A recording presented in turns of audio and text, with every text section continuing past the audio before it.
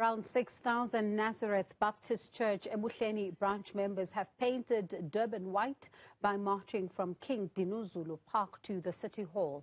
The march appears to be in support of a leader who recently lost his case in the Constitutional Court. Joining us is Nkosinathi Makhanya, who's the march convener. Good evening to you, and thank you so much for your time this evening. What was the purpose of today's march? Good evening, and good evening also to your viewers. The intention of the march was merely to display our dismay towards the court proceedings that took place without taking us as the members of the church into consideration.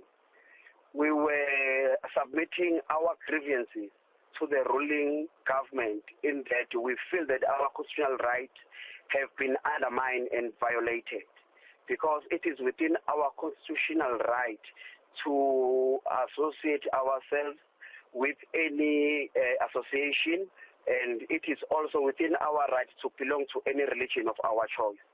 So the intention of the, as we call it a march, but we call it a peaceful walk, was merely to display our grievances and hand over our grievances to the head of the state, urging him to ensure that the Human Rights Commission find expression to our grievances and they establish a certain method or system of addressing and attending to our grievances.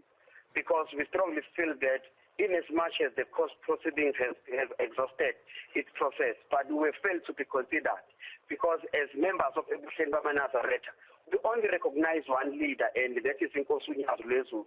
There's no any other leader that will recognize or will even follow. We will follow Newzroom only, and we will worship Newzroom only. No other leader that will recognize. So we're merely telling that message.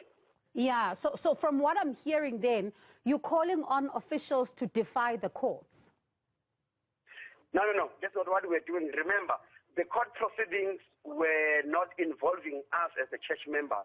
It was mainly one plaintiff laying a charge against our leader. So it was between Shembe and Ebuhleni. So the court proceedings did not involve us. It was mainly between the two leaders, and the court proceedings was there to establish which nomination do they deem lawful and legal. So it does not involve us or interfere with how we are worshipping at Ebuhleni. But when there will be a decision that will tell us who will lead us, we will feel that we are being violated, and that decision is being imposed to us, because we've got our own divine ways spiritually, so to identify a rightful leader through the teachings of the church and the other predecessors who has led the church. So if we were awarded an opportunity to voice out what is it that we want as the members that must elect, we would have raised that to say we want Nkosinathi Makhanya.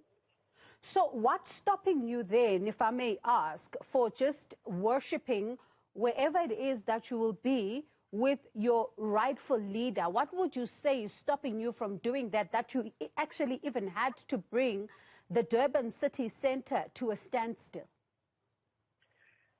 Basically, there's nothing stopping us. We've been worshipping Nkosinathi Makhanya from his inception as the leader. From 2011, we've been worshipping Ebuhleni. But what is currently taking place, we are being intimidated by the other faction of Shembe, telling us that Nkosinathi Makhanya must leave Ebuhleni home. And we all know that Ebuhleni is a home. It's not a mission. It does not belong to the church, but it's a home of Nazareth and his descendants. So we have been, at some point, there were attempts that they wanted to come forcefully to Ebuhleni. But luckily enough, the community of Inanda assisted us. There were many articles on the newspaper that are defaming our leader, and that to us does not sit well, because we respect our leader and we worship him. So basically you don't want to move out of Ebuhleni. That's what you're saying? Yes, we're not going to move out of Ebuhleni. Ebuhleni is a home of Nazareth, unless there is a law that says a person can be removed from his home. This is not a mission, it's a home that belongs to Nazareth and his children and grandchildren. And we are being given a gratitude to come and worship here. But then, where then must the other faction, as you know, they're loosely being called in the public, where must that other faction then go? Because that is the place that is quite central to whoever is leading the church and has been seen as the rightful leader of the church to then operate from.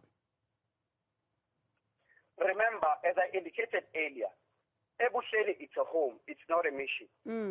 And the faction that we are referring to is it's a faction that rightfully and voluntarily left Ebuhleni. They were never chased away. They voluntarily left, and they are worshipping at the Sibusisweni in the same area as Inanda. Their followers, they can go and worship there.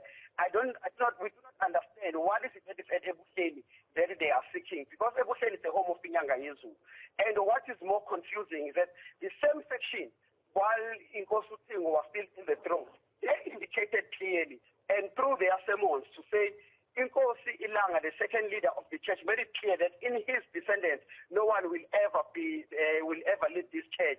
Now, out of the blue, the person that was alleged to be elected by Nkosinathi is a descendant of Nkosi Ilanga, not Nkosi Nyanga Yezu. And Nkosi Nyanga Yezu, the third leader, made it clear that whoever will lead the church will come from his sin and from his descendants. And that is why we are confirming that we're in the right place, worshipping the right law. So, Bab Makhanya, you're saying they intimidated you. How did they do that? How did they intimidate members of the church? At some point, if not mistaken, in 2019, they came here with the police. They attempted to take over Ebuhleni, but fortunately enough, they were blocked by the community. And they were with the police and they left. Secondly, we had, because there is a person representing Ebuhleni, the legal team, which is representing Nkosinathi Makhanya. Maybe we must also clarify that my role today was being a spokesperson for the demonstration that we had, which was a peaceful walk. So I was an interim spokesperson. But the person who is in a better place to unpack this will be the spokesperson of the church, which is Mr. Lizimane, Advocate Lizimane, who is also the General Secretary of the church. All right. We'll also reach out to him. Thank you so much for your time, though, this evening, because we did need to get some sort of context as to what sparked that march today that we saw, bringing the Durban City Centre to a standstill, essentially, to traffic. That was March convener Nkosinathi Makhanya.